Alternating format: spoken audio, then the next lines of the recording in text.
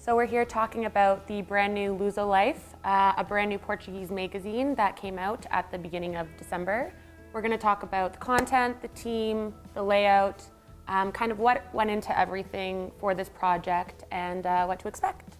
So Noah, let's start with you and what your thoughts are on it. So when starting this magazine, we looked around at what the community already has. We've read a bunch of those magazines in the Portuguese community, as well as ones that are on bookshelves in stores like Indigo, and tried to think of what we want to see in a magazine. So we analyzed entertainment magazines, slow lifestyle magazines, and such, and tried to put ourselves in the shoes of the readers. And that's how we've managed to come up with content that we think can appeal. And from there is how we position ourselves and the aesthetic value of it to give someone something that they want to hold and look through. Eu acho que a ideia que nós tínhamos no início acabou por ser concretizada da melhor forma porque nós queríamos apresentar a comunidade portuguesa de uma forma diferente, aos olhos da comunidade, mas principalmente eu acho que aos olhos de quem está de fora e que nos associa sempre ao mesmo género de revista ou de até de comunicação social no geral. A MDC Media Group já está a distinguir-se pela forma como apresenta os seus conteúdos e achámos que de facto estávamos a precisar de uma revista que fosse diferente daquilo que está no mercado. E portanto chegámos a um conceito de uma revista que se distingue pelo conteúdo, mas também pela forma, pelo layout. Somos por norma associados ao fado, ao rancho, à música pimba, às festas da comunidade, o que nós respeitamos e sabemos que são de facto as nossas raízes e somos muito disso, mas somos muito mais do que isso e acho que o nosso objetivo foi muito bem concretizado porque tentámos juntar as nossas raízes com aquilo que nós somos hoje em dia, porque muitos de nós, 100% portugueses, às vezes nem nos associamos à forma como nos pintam, não é?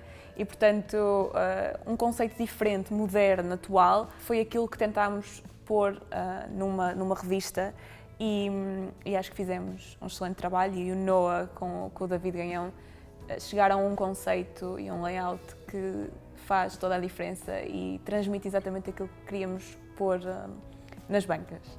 With the layout, we tried having a fairly clean layout with lots of compelling imagery and lots of white space that makes the reader feel comfortable while they're reading it.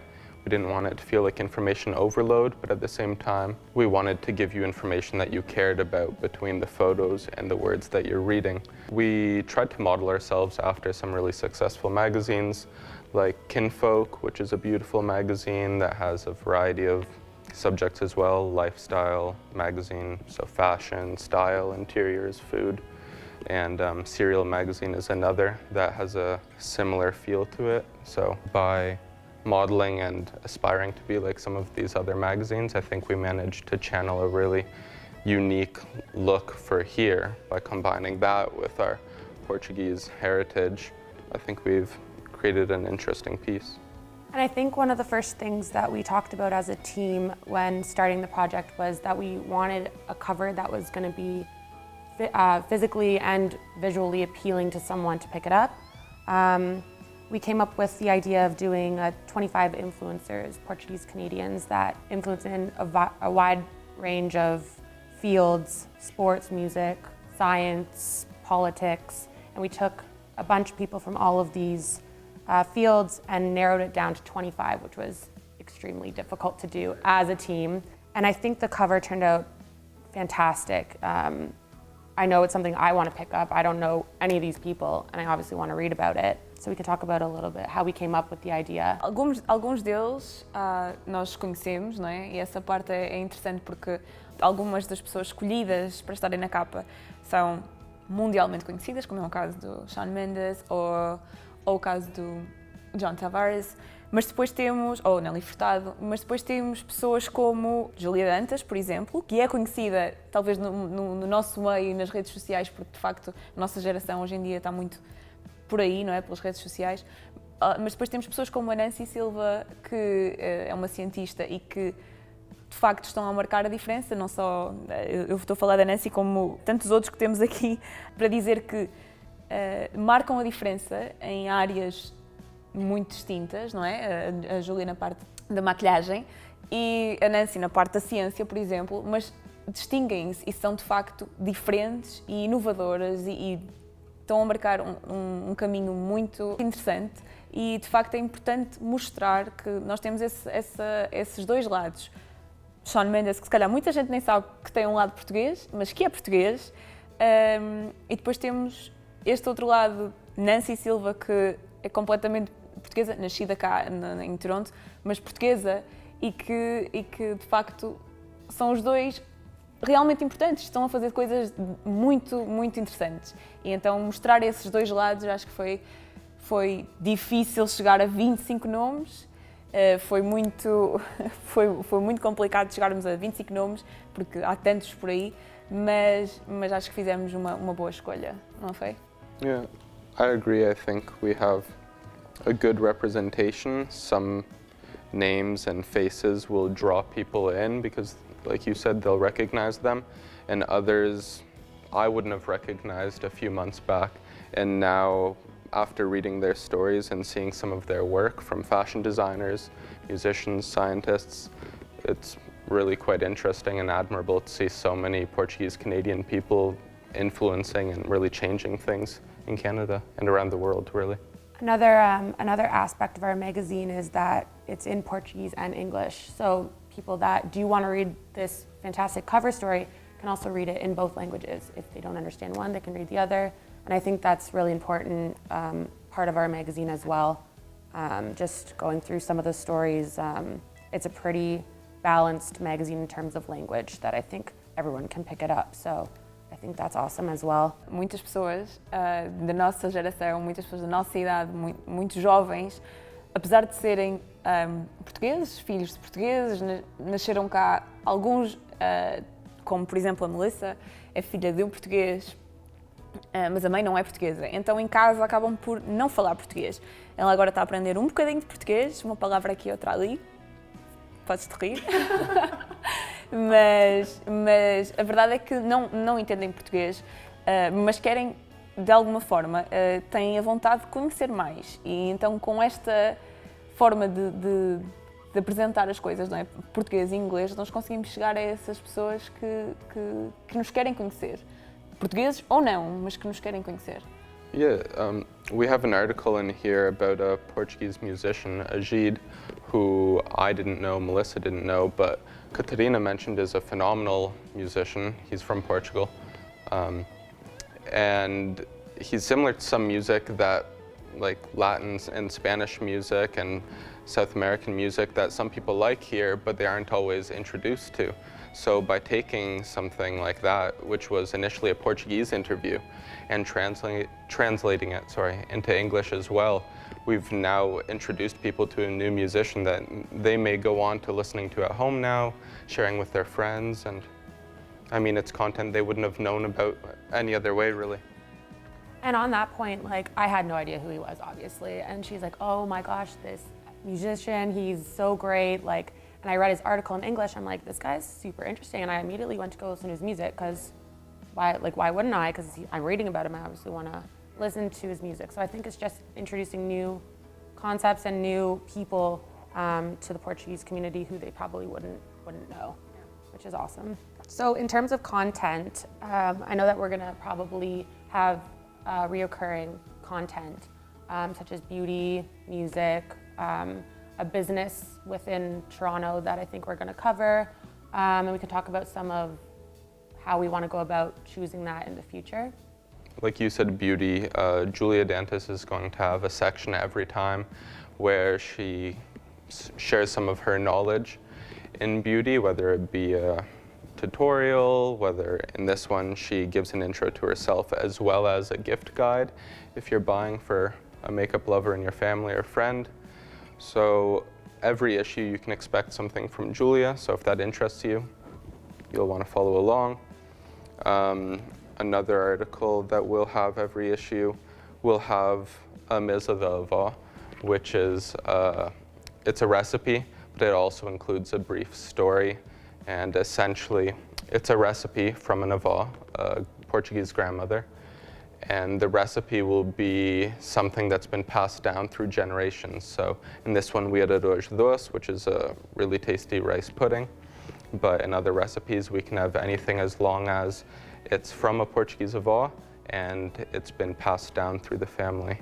And, Eu acho que isso é muito interessante porque conseguimos trazer de uma forma diferente tradições, não é? Porque o arroz doce é tão, quer dizer, é muito associado à cultura portuguesa, porque é uma sobremesa muito conhecida em Portugal e a forma como foi apresentada aqui, eu acho que graças a você, não é? Outra vez, à parte do design do David e do Noah, faz com que, é verdade, que até as fotografias são tão, fazem-nos querer comer arroz doce e por isso eu acho que é muito interessante termos a possibilidade de mostrar as nossas raízes, o que é que nós temos de melhor, mesmo que seja mais antigo, não é? Porque essas tradições vêm connosco já há muitos anos e mostrá-la de uma forma tão atual e moderna. Eu acho que essa parte é muito interessante.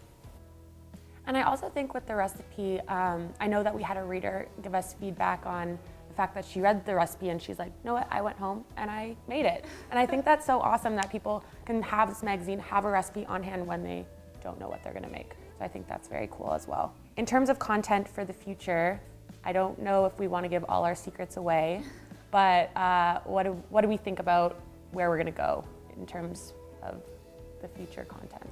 you can definitely expect some similar categories of content, such as food or entertainment, so music related. It's possible we'll cover another musician. You can definitely expect another type of interview, whether it be with a businessman or woman, or whether it be with a musician. We're not really sure or want to divulge all of that now. You can be sure that it'll continue to go in a similar direction and spread within these categories and maybe even extend to a few other ones. E a ideia é sempre mostrar mais e mais diferente e coisas que, por norma, como já dissemos, não estariam disponíveis numa revista portuguesa para portugueses e para os canadianos no geral que queiram ler uma revista nossa, feita por portugueses. I think coming into this project, I thought building a magazine was going to be, I wouldn't say easy, but I did not think that it was going to be this challenging, especially to get the team, who we'll mention now, Manuel da Costa, who's the president of MDC Media Group, kind of the visionary of the project. He wanted to see through something that was going to grasp a younger audience, a younger generation for the Portuguese community as well, just generally. So we thank him for giving us this opportunity and for us being a part of this project. We have Vince, who is our content director. So he kind of is the overview of what goes in, which is great. We have Joe Estacchio, who is in sales and marketing. Then we have us, Noah, myself, Melissa, and Katarina. And we also have David, who puts this together essentially, along with Noah. Naturally, we have other contributors, whether it be photographers or writers, which are credited in all the articles, both online and in print. And like we said, you'll see some of the same ones in future, but there will be a ton of new ones as well. Yeah. So yeah, I think the team did a fantastic job in putting this together. Like I said, not easy, challenging, to get everyone on the same page for everything. And obviously not everyone is going to agree on what goes in every single time. That's natural, right? But I think for the first issue, solid.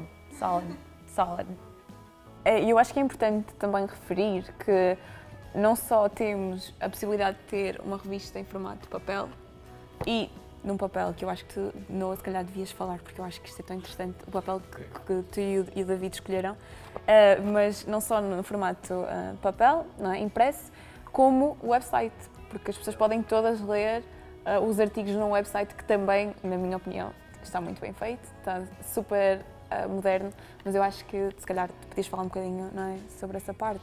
Yeah, so the website will have all the same articles, except actually there's one article in every magazine that the website won't have. There's one at the back. Every issue will have a portrait of someone, which in this one happens to be of Gord Downey. and there will be a little write-up along with it. So if you want to see that, you will have to get the physical copy. But other than that, on the website, you can be sure that you'll catch all the same articles, as well as some extra photos sometimes as well. We're able to put some more that you won't see in the magazine. So if you follow us on Instagram, or Twitter, Facebook, or check out our website, you'll see some extra content as well. And behind the scenes. Yeah. I guess we will see you next time when we discuss issue 2, coming soon. Next year. So yeah, we are a quarterly magazine, so that's going to come out 4 times a year, and expect one in March.